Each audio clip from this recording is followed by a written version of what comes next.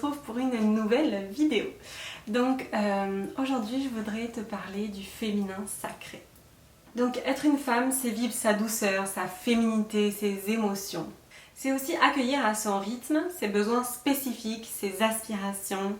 Je trouve que dans le monde d'aujourd'hui, on oublie souvent de prendre soin de soi, de s'aimer, d'avoir du self-love, d'avoir des moments intimes, des moments d'introspection pour soi-même. On oublie de s'écouter, de suivre ses intuitions. Donc en fait, pour retrouver sa féminité sacrée, c'est important de s'écouter. C'est important de trouver l'équilibre et c'est le meilleur moyen pour vivre en harmonie et relever les défis de la vie. Donc chaque femme et chaque homme a une partie yin et une partie yang.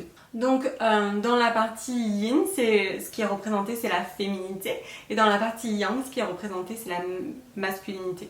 Donc se reconnecter à son féminin sacré, c'est aussi prendre conscience de ses déséquilibres internes. Donc il faut accepter sa part d'ombre et sa part de lumière. Donc on a dit que le yin était relié à la féminité, c'est relié à l'intuition, c'est relié à la douceur, c'est relié à la sagesse, c'est relié à la créativité, c'est relié à la sexualité sacrée, c'est relié également aux énergies. Donc pour équilibrer tout ça, c'est important aussi de guérir de ses blessures, donc ses blessures liées à la sexualité. C'est important de s'accepter, c'est important de prendre conscience de soi-même et de se pardonner. Donc dans tout ce qui est féminité sacrée, on parle aussi bien sûr du cycle menstruel.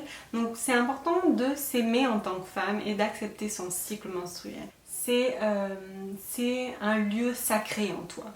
C'est quelque chose où tu as le pouvoir et c'est important d'en prendre conscience. Comment reconnaître un déséquilibre au niveau de ta partie yin?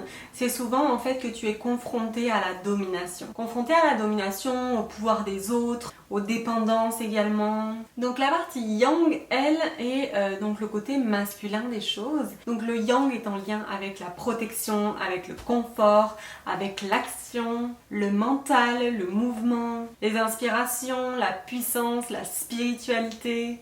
Donc la part de déséquilibre au niveau du yang, si le yang est mal équilibré, il va y avoir un problème au niveau de la force et de la puissance. On ne va pas reconnaître les deux aspects qui sont vraiment différents.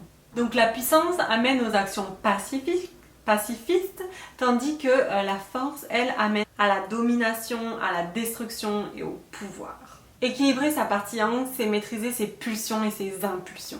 C'est canaliser et redonner de la puissance à ses actions. Donc quand on parle d'équilibrer la partie yin et la partie yang, c'est quelque chose d'important. C'est l'équilibre qu'il y a sur Terre en tant qu'humain. Et ça demande de bien se connaître, de bien s'accueillir, de s'aimer.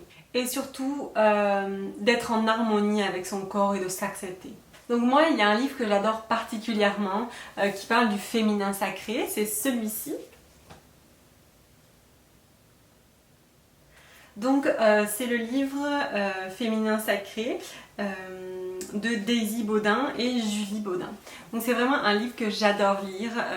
Des fois quand je me sens déconnectée de mon féminin sacré, j'aime bien remonter les informations et relire ce livre. C'est vraiment une dose de bonne humeur. Il y a des conseils, il y a des pratiques de méditation, il y a des exercices qui t'apportent vraiment quelque chose de différent.